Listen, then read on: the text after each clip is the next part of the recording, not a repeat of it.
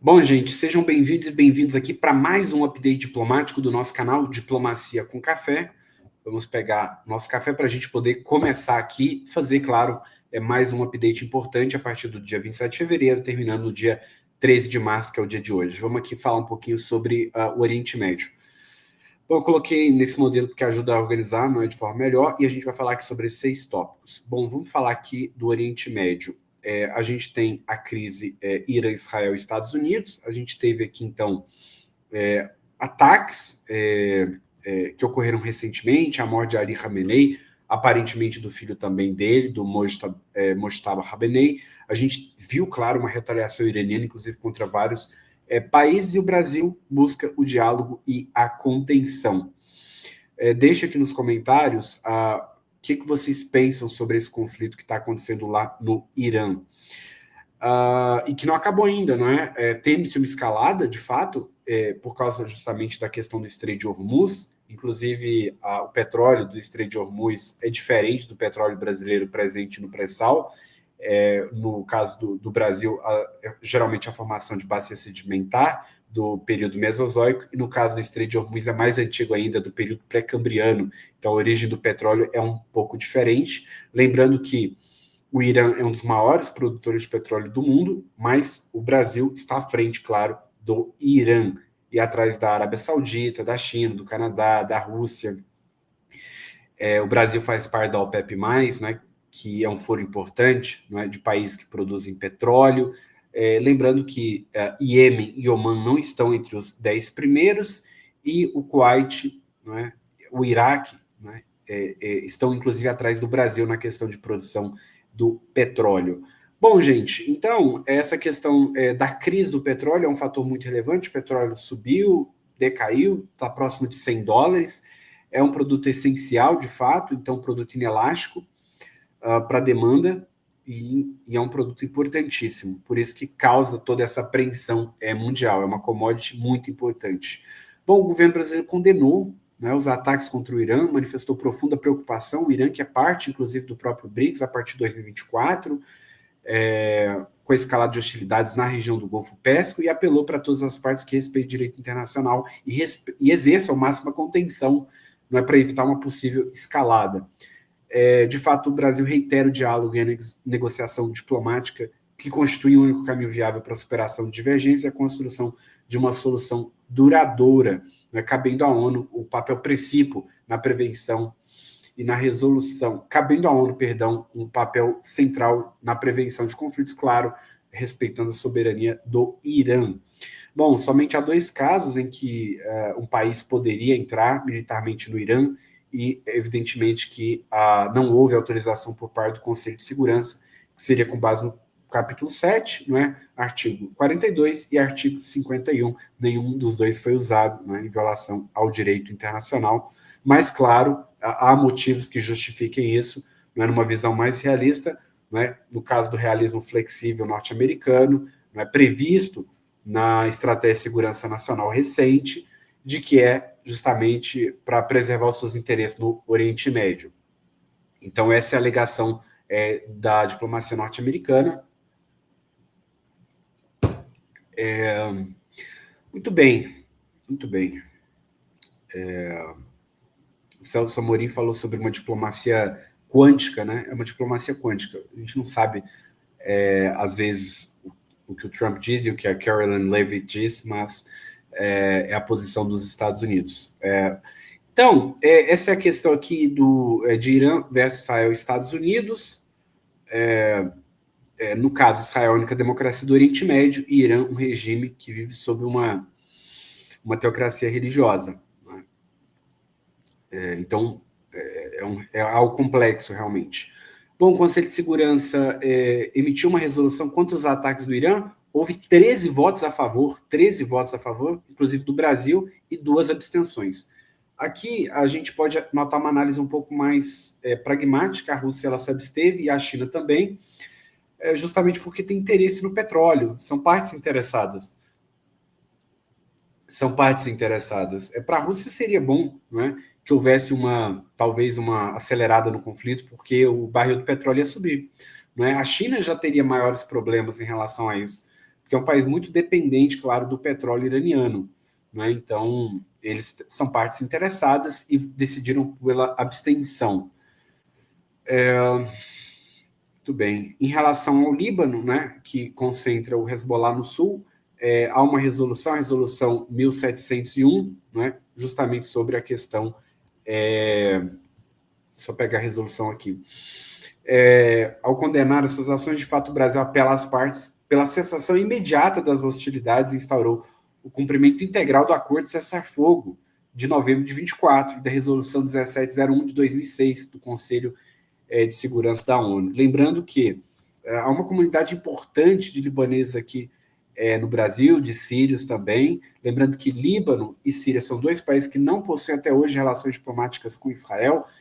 As relações que foram estabelecidas em 79, em particular em 82, devido aos acordos de Camp David, foram entre Egito e Israel, não envolvendo exatamente o Líbano e a Síria.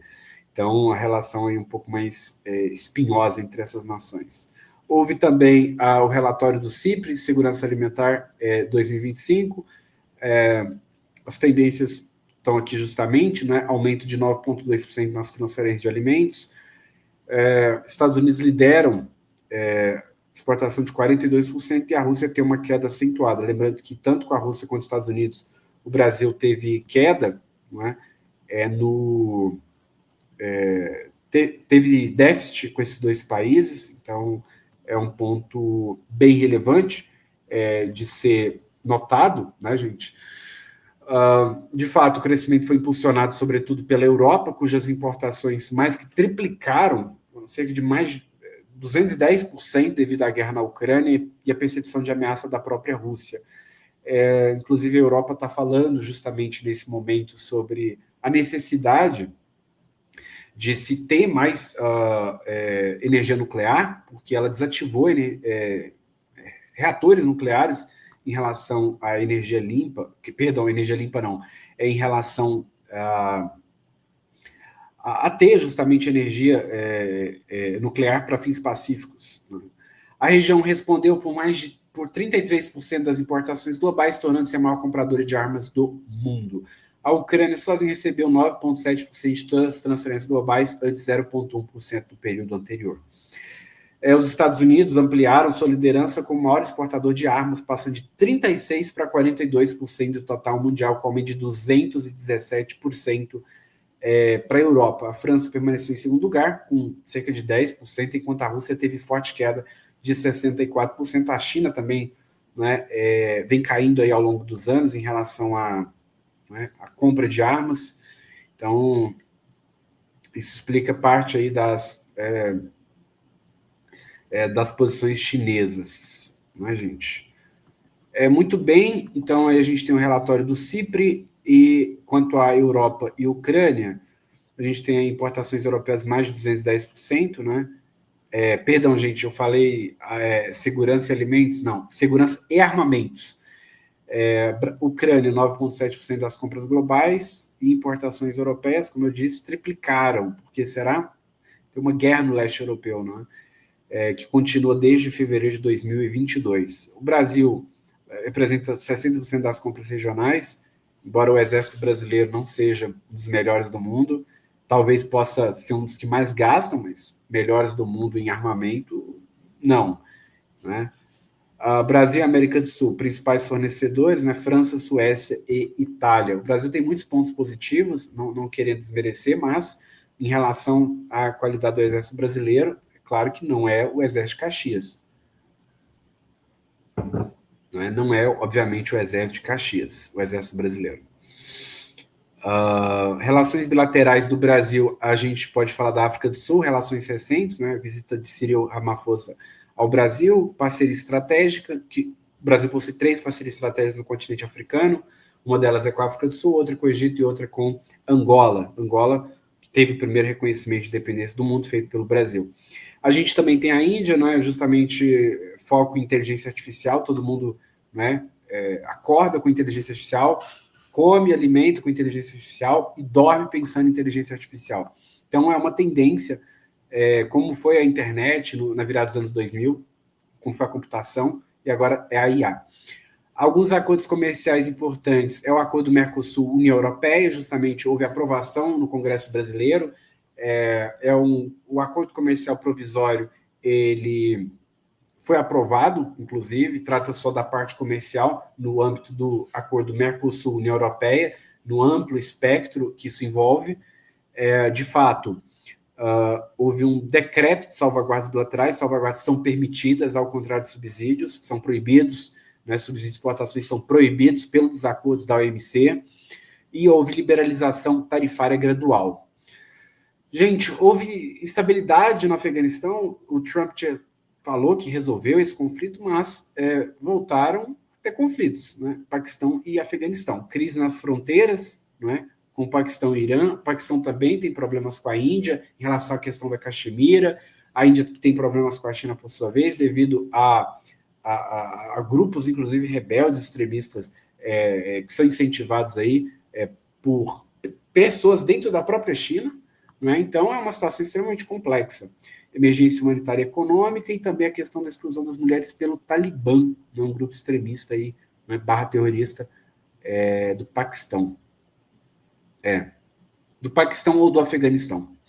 O Brasil tem uma recalcitrância em condenar grupos terroristas de forma geral, porque ele segue a lista do Comitê de Sanções da Organização das Nações Unidas e não simplesmente é feito de forma unilateral. O Brasil, claro, apoia e endossa o multilateralismo sempre que possível.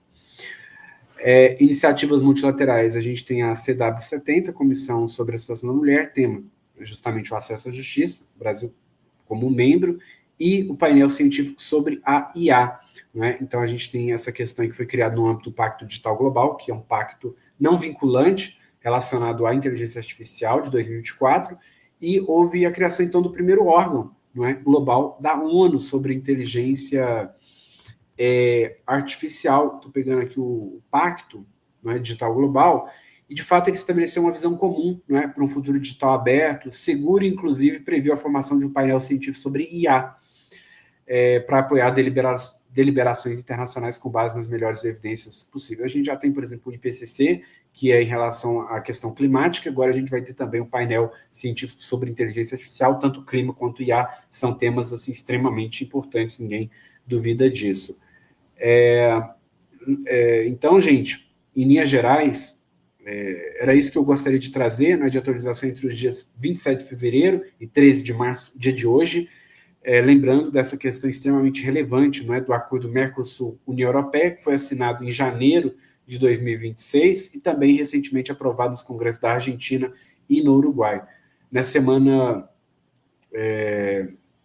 ou seja, antes do no dia 6 de março que a gente está falando, né, na semana do dia 6 de março, o Senado do Paraguai aprovou o texto e depois remeteu à Câmara dos Deputados. Com a implementação desse acordo, a União Europeia vai eliminar tarifas de importação sobre aproximadamente 95% dos bens, que representam 92% das importações europeias de bens brasileiros. Lembrando que tem um ponto importante que eu quero falar aqui, antes de terminar, que é um fato de algo importante, que as tarifas médias no Mercosul são maiores do que as tarifas médias na União Europeia. Então, claro que não dá para tirar uma conclusão, por óbvio, de cara, mas isso tende, claro, a beneficiar o país, né, que vai ter tarifas menores. Né? Então, gente, ficamos por aqui. Espero vocês no próximo episódio, no próximo update diplomático aqui do canal Diplomacia com Café. Um forte abraço e até o próximo vídeo.